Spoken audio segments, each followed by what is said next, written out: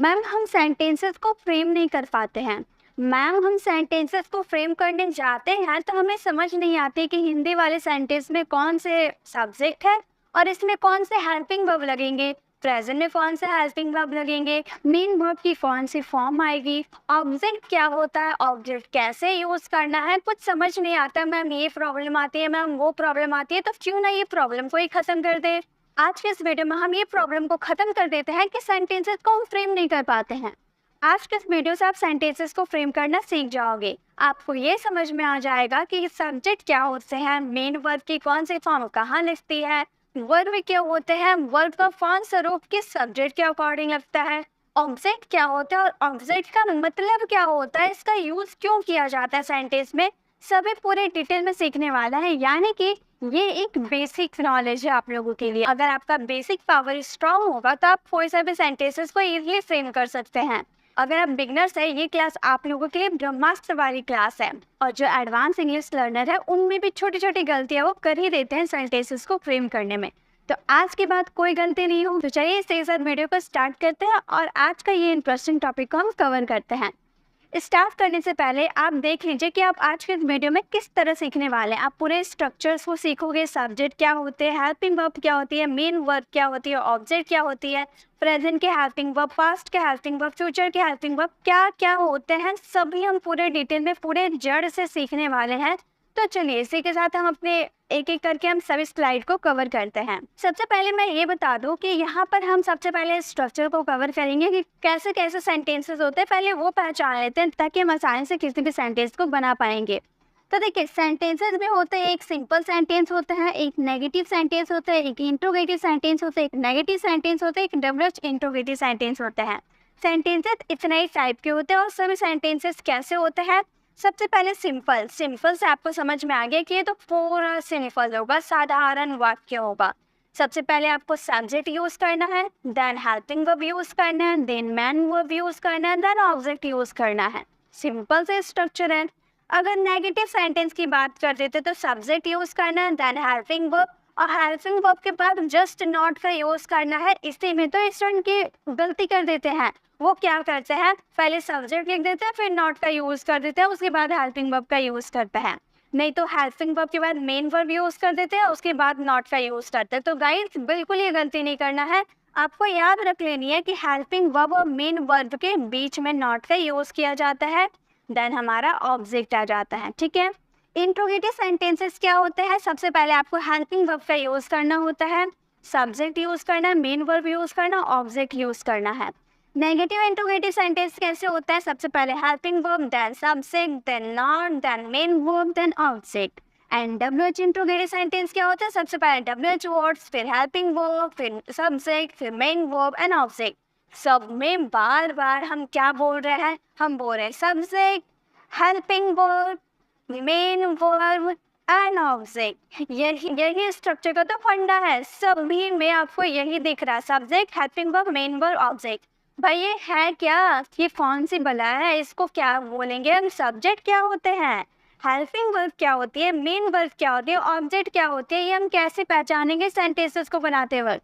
तो यही तो आज के इस वीडियो में आप सीखने वाले हैं। सब्जेक्ट क्या होते हैं, हेल्पिंग वर्ब क्या होते हैं, मेन वर्ब क्या होते हैं और ऑब्जेक्ट क्या होते हैं। ये स्ट्रक्चर आपको समझ में आ गया।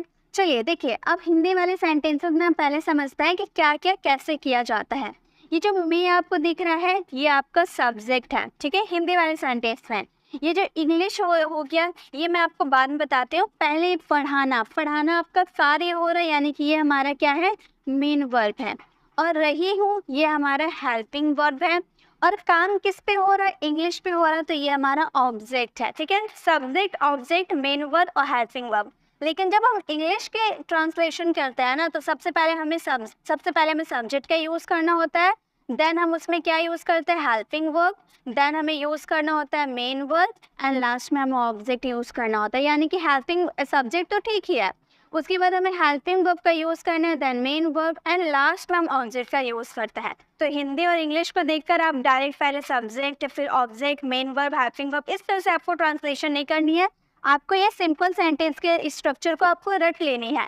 Subject, helping verb, main verb, object, subject, helping verb, main verb, object. ठीक है, स्ट्रक्चर याद हो गए। अब इस सेंटेंसेस को फ्रेम कैसे करें, स्ट्रक्चर तो हम समझ लिए, लेकिन सेंटेंसेस को फ्रेम कैसे करें। तो गाइस फ्रेम करने से पहले हमें ये समझना होगा ना कि सब्जेक्ट आखिर होते क्या है, हेल्पिंग वर्ब क्या होते हैं और कैसे लगेंगे, क्यों लगेंगे, मेन वर्ब की कौन सी फॉर्म आएगी और ऑब्जेक्ट क्या होते हैं, ये सब हम पहले समझ लेंगे, देन हम इस सेंटेंसेस को ट्रांसलेट करेंगे। मैं आपको एकदम जड़ आपको बताने वाली हूँ, बिल्कुल कॉन्सेप्ट आज क्लियर हो जाएंगे आपके। सिर्फ कॉन्सेप्ट पे है, हम रट नहीं रहे, मैं आपको रटवा नहीं रही हूँ, मैं बस आपको सिखा रही है। बस आप सीखो, कॉन्सेप्ट को समझो। अगर आप कॉन्सेप्ट समझ गए तो आपको सेंटेंसेस मैं नहीं, आप खुद मुझे सिखाने लगोगे। बस आपको कॉन्सेप्ट समझनी है, कॉन्सेप्ट समझ लो, किसी को भी इंग्लिश पढ़ाने लगोगे आप। तो चलिए कॉन्सेप्ट को समझते हैं और लास्ट में आपको सेंटेंसेस दूंगी जिसे आप ट्रांसलेट करते हैं, उसके बाद आप खुद ही समझ जाओगे कि भाई सेंटेंसेस आके बनाए कैसे जाते हैं, क्या क्या होते हैं, आपको सब समझ में आ जाएगी। चलिए सबसे पहले हम देखेंगे सब्जेक्ट क्या होते हैं। व्हाट इज सब्जेक्ट, सब्जेक्ट क्या है, व्हाट इज सब्जेक्ट। तो गाइस हिंदी में मुझे लिखना पड़ेगा या फिर मैं सिर्फ इंग्लिश में लिख दूँ? चलिए हिंदी में लिख देते हैं, क्योंकि बहुत सारे हिंदी मीडियम के भी स्टूडेंट होते हैं ना, उन्हें भी तो समझ में आना चाहिए कि भाई होते क्या है। हिंदी में हमें सब्जेक्ट को पहचानने हैं, जैसे होता है वह, जब हम किसी मेल की बात करेंगे, ठीक है, वह हम किसी मेल की भी बात करते हैं और वह हम किसी फीमेल की भी बात करते हैं, ठीक है, वह किसी मेल और वह किसी फीमेल के लिए भी यूज़ करते हैं। हम हो जाता है, आप हो जाता है, आप और तुम एक ही है, ठीक है, आप और तुम एक ही है, मैं हो जाता है, या फिर वे लोग सब एक ही है, ठीक है। अगर इसकी इंग्लिश हम बनाएंगे तो जैसे वह, जब किसी मेल की आप बात करोगे तो ही हो जाएगा, ठीक है, किसी फीमेल की बात करोगे तो सी हो जाएगा, हम की बात करोगे तो वे होगा, आप या तुम की बात करोगे तो क्या हो जाएगा, यू होगा, और जब मैं की बात करोगे तो आपका आई हो जाएगा, और जब वे की बात करोगे तो आपका दे हो जाएगा। ये होते हैं हमारे सब्जेक्ट, ही से वे यो आई दे, ये सब क्या है, ये सब है हमारे सब्जेक्ट। और जब आप किसी नॉन लिविंग थिंग्स की बात करते हैं, यह आता है, और वो नॉन लिविंग थिंग्स होता है, लिविंग थिंग्स नहीं, निर्जीव चीज जो होती है ना, जो हिल डुल नहीं सकती, अगर उसकी हम बात करते हो तो उसके लिए आपको लगाना होता है इट। अब ये तो समझ में आ गया कि सब्जेक्ट क्या होता है, ही से way you I they it, या फिर किसी एक पर्सन का नाम हुआ वो सब्जेक्ट हो जाता है, फादर मदर या फिर किसी सामान का नाम आप लिख रहे हैं, वो सारे सब्जेक्ट हो जाते हैं, ठीक है। तो सब्जेक्ट आपको समझ में आ गया, सब्जेक्ट कैसे होता है, एक सेंटेंस लिखते हैं, आप देखिएगा उसमें आपको समझ में आ रहा है क्या कि सब्जेक्ट क्या है। चलिए सेंटेंस को लिखते हैं, जैसे हाँ, मैं पढ़ा रही हूँ, मैं पढ़ा रही हूँ। अगर हम एक इंग्लिश में सेंटेंस लिखते हैं, ठीक है, इंग्लिश में सेंटेंस लिखते हैं, I am teaching, I am teaching, मैं इंग्लिश पढ़ा रही हूँ, मैं पढ़ा रही हूँ, आई एम टीचिंग। यहाँ पे सब्जेक्ट क्या है, मैं है ना सब्जेक्ट, यानी कि हमें पता चल गया मैं क्या है हमारे, ये हमारे हैं सब्जेक्ट, और इसमें आई हमारा सब्जेक्ट है ना, तो हमें पता चल गया क्या है आई, ये आई है हमारा सब्जेक्ट। सब्जेक्ट पहचानना सीख गए, बस यही होता है सब्जेक्ट। अब हम जाते हैं कि हेल्पिंग वर्ब, ये हेल्पिंग वर्ब आप लगाए ना, क्यों लगाए, सेंटेंस पे आखिर हेल्पिंग वर्ब क्यों आते हैं, कैसे आते हैं और क्या आते हैं, ये भी तो जानना जरूरी है। सब्जेक्ट तो बहुत आसान थे, समझ में आ गया। अब हेल्पिंग वर्ब को समझते हैं। तो गाइस हेल्पिंग वर्ब होते हैं प्रेजेंट, पास्ट और फ्यूचर। हेल्पिंग वर्ब को हम एक तो सब्जेक्ट के अकॉर्डिंग लगाते हैं और एक हम लगाते हैं टाइम के अकॉर्डिंग, ठीक है। टाइम क्या हो गया हमारे, टाइम है प्रेजेंट पास्ट फ्यूचर, यानी कि आप जब टाइम की बात करोगे, प्रेजेंट पास्ट फ्यूचर की बात करोगे, उसके अकॉर्डिंग आपके हेल्पिंग वर्ब आएंगे और सब्जेक्ट के अकॉर्डिंग आपके हेल्पिंग वर्ब आएंगे। सभी मैं डिटेल में बताऊंगी, आपको परेशान होने की जरूरत नहीं है।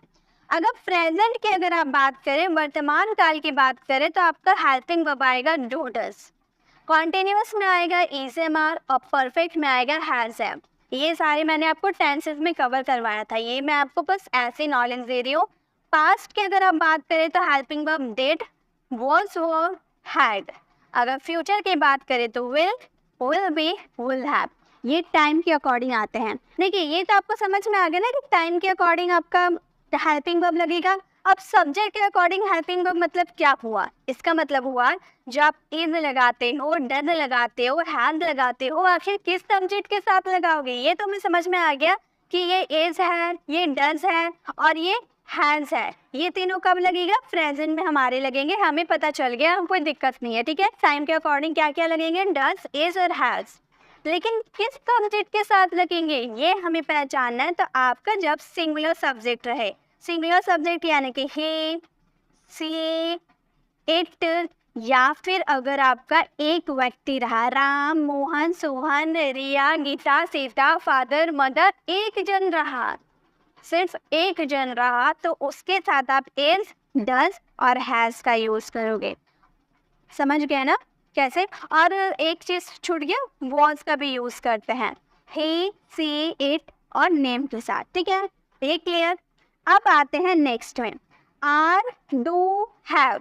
आर, डू, हैव, ये आर है, ये डू है, ये हैव है, ये भी समझ में आ गई ना। प्रेजेंट क्या है? प्रेजेंट क्या है, लेकिन किस सब्जेक्ट के साथ आएंगे ये तो पता चल गया प्रेजेंट क्या है, लेकिन किस सब्जेक्ट के साथ आएंगे? आर आपका आएगा यू, वी, दे, और जब आपका कोई 2 पर्सन रहेगा, ठीक है, 2 पर्सन, जैसे Ram and Shyam, Riya and Gita, Mohan and Sohan, 2 person रहेगा, उसके साथ आपको आर, डू, हैव का यूज करना है। क्लियर? अब इसमें एक सब्जेक्ट मिसिंग लग रहा ना, क्या मिसिंग लग रहा? आई। आई का यूज कहाँ करना है मैम, ये भी तो बता दीजिए। तो चलिए वो भी मैं बता देती हूँ।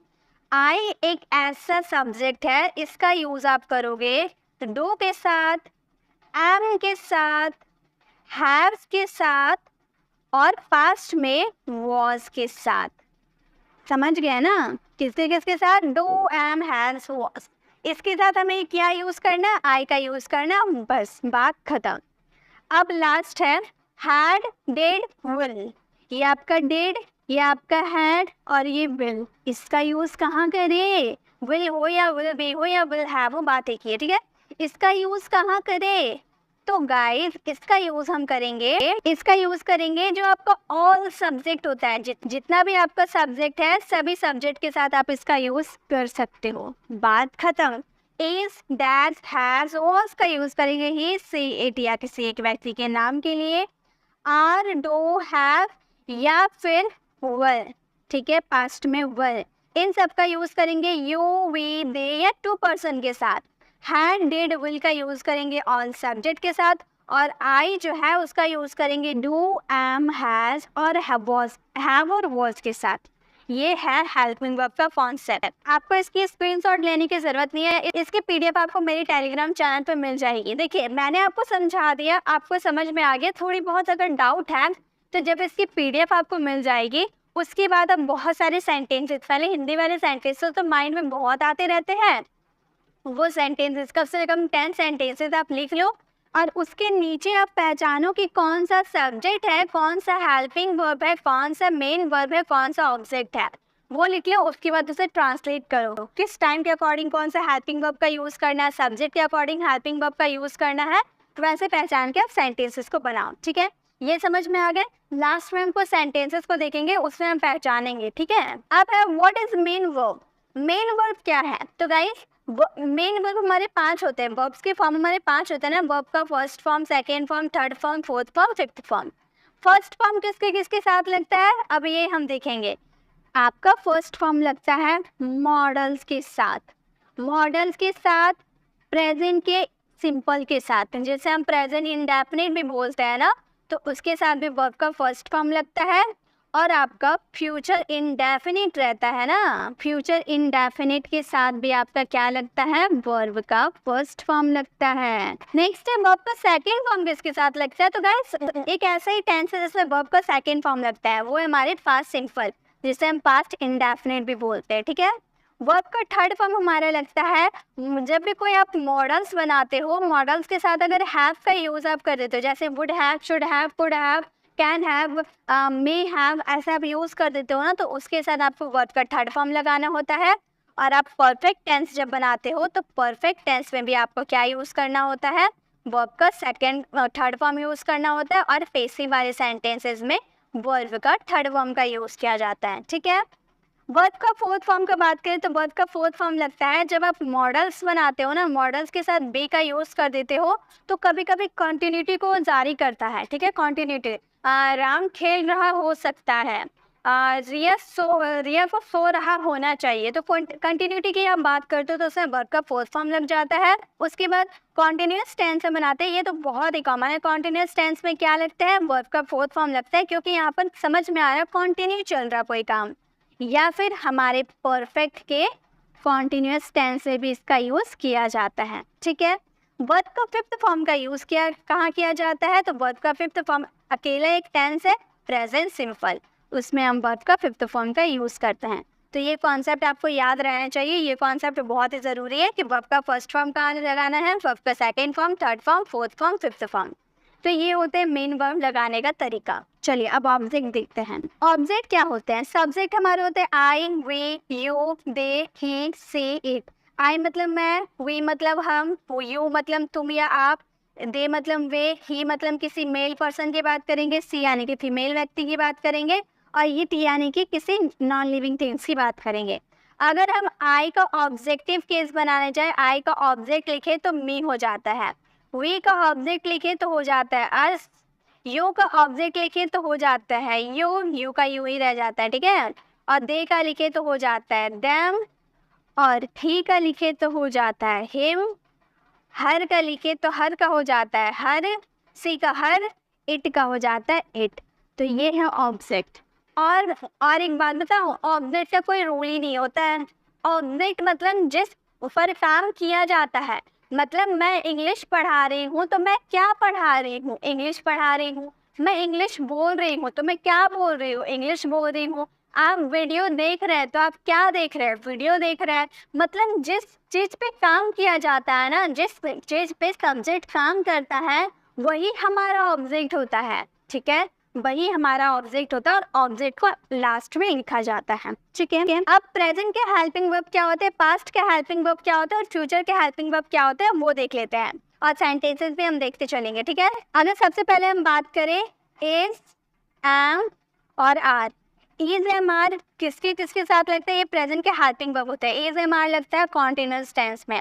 जब हम कोई काम कंटिन्यूटी की बात करते हैं ना, तो उसमें क्या लगते हैं, इज एम आर लगते हैं। ठीक है, नेक्स्ट अगर हम हैज़ या फिर हैव की बात करें, ठीक है, हैज़ या हैव की बात करें, ये भी प्रेजेंट में लगता है।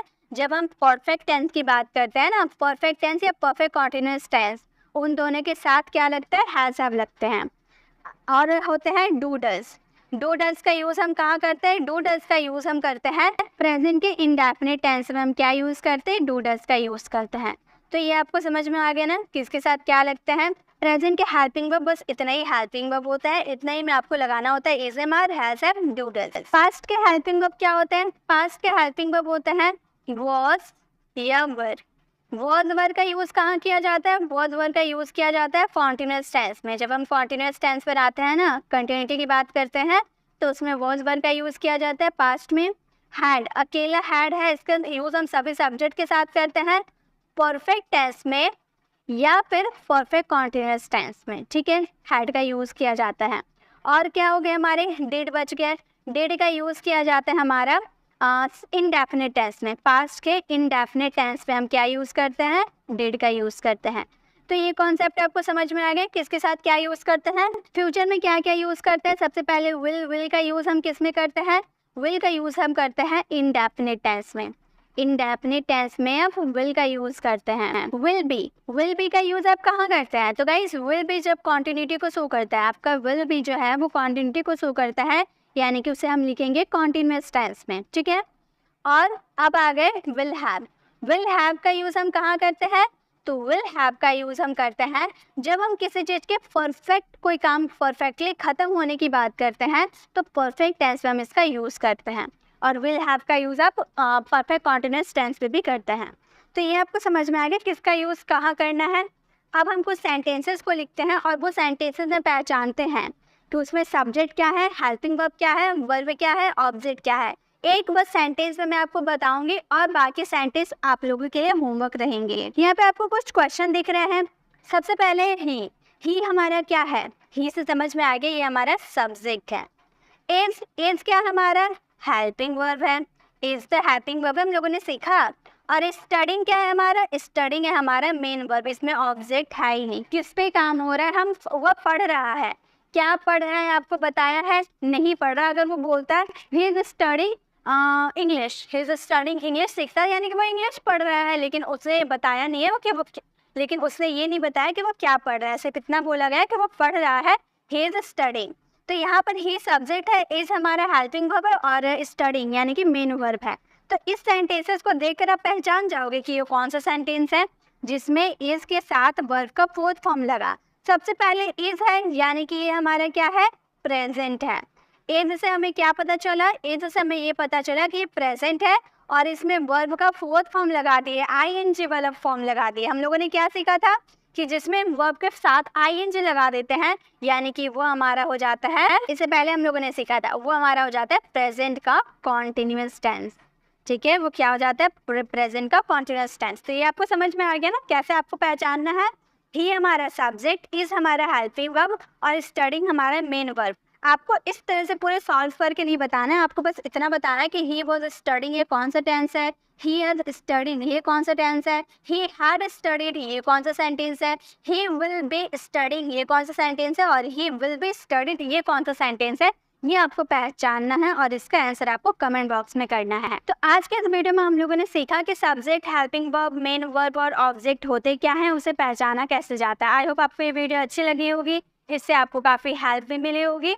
अब एक सेंटेंस हमारा छूट गया था, उस सेंटेंसेस को हम बना लेते हैं। इस सेंटेंसेस को हम बनाएंगे, हमारा सेंटेंस हो जाएगा आई रही हूँ, यानी कि रही हूँ कॉन्टिन्यूटी चल रहा है तो एम यूज करेंगे, यानी कि पढ़ाना यानी कि टीच, टीच में आईएनजी लगा देंगे तो क्या हो जाएगा? टीचिंग हो जाएगा। क्या पढ़ा रहे हो? इंग्लिश पढ़ा रही हूँ तो इंग्लिश हमारा ऑब्जेक्ट हो जाएगा। तो ये हो गया हमारा solve. I am teaching English, मैं इंग्लिश पढ़ा रही हूँ। गाइज, अगर आपको ये वीडियो अच्छी लगी तो लाइक करें और कमेंट में ज़रूर बताएं कि आपको ये वीडियो कैसी लगी। ये सारे कॉन्सेप्ट अगर आपको सीखने हैं तो आपको टेंसेस का सीखना बहुत ही ज़्यादा ज़रूरी है। तो अगर आपने अभी मेरी टेंस वाली वीडियोज़ को विजिट नहीं किया है तो लेफ्ट साइड क्लिक करके आप हमारी टेंसेस वाली वीडियोस को विजिट कर सकते हैं और राइट साइड क्लिक करके आप हमारी प्लेलिस्ट में जाकर जिस टॉपिक पे भी आपको वीडियोस चाहिए वो टॉपिक वाली वीडियोस को विजिट कर सकते हैं। अगर मेरे पढ़ाने का तरीका आपको अच्छा लगा हो तो चैनल को सब्सक्राइब कर आने वाले बेल आइकॉन को प्रेस करें, देन ऑल नोटिफिकेशन ज़रूर क्लिक करें ताकि जब भी मैं वीडियो अपलोड करूँ आप तक नोटिफिकेशन मिलता रहे। मिलते हैं नेक्स्ट ऐसे इन्फॉर्मेटिव वीडियोज़ के साथ, तब तक के लिए कीप लर्निंग।